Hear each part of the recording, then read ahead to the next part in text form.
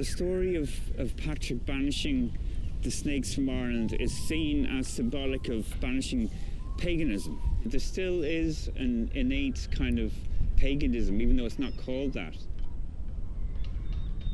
With some of the key figures of that period, it's very hard to decipher what is the stuff of myth and legend and what is actually factually correct. And that's not to say that they're not possessed of truth. It's just a different way of looking at truth, really.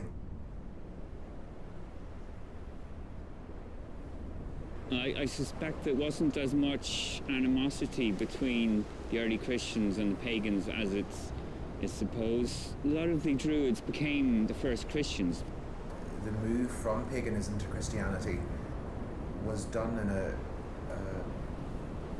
bloodless, non-confrontational way, as far as I can glean. That's my sense of it.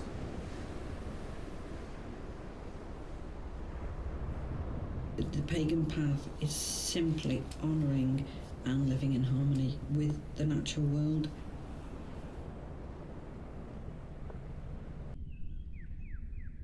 Isgera Gia non Doris, God is nearer than the door. I would venture to say that the Christian spirituality is an earthed spirituality. You know, the poet Gerard Manley Hopkins talk about how all of the world is charged with the grandeur of God by virtue of him becoming one of us and entering into the world.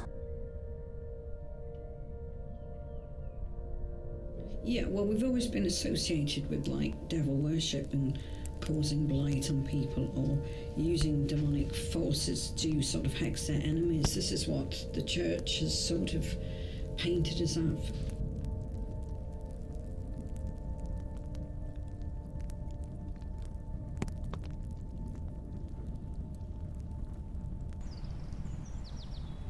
One of the origins of why hawthorn trees are left alone is because that was one of the places that unbaptized children were buried, because the Catholic priests wouldn't allow unbaptized dead children to be buried in consecrated graveyards.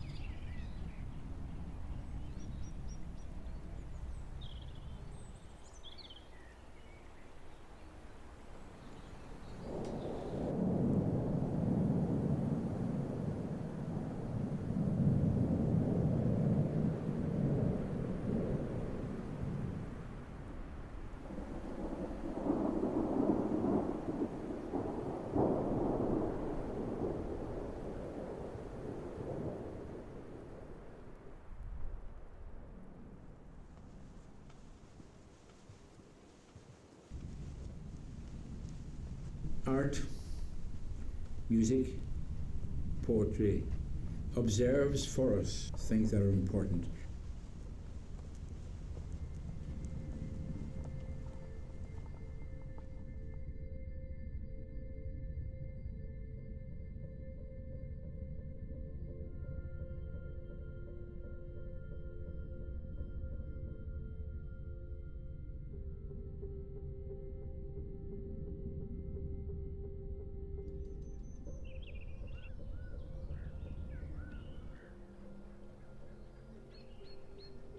We've lost so much by losing a connection with nature, and that a way that we can reconnect with nature and learn its wisdom is by, following a pagan path.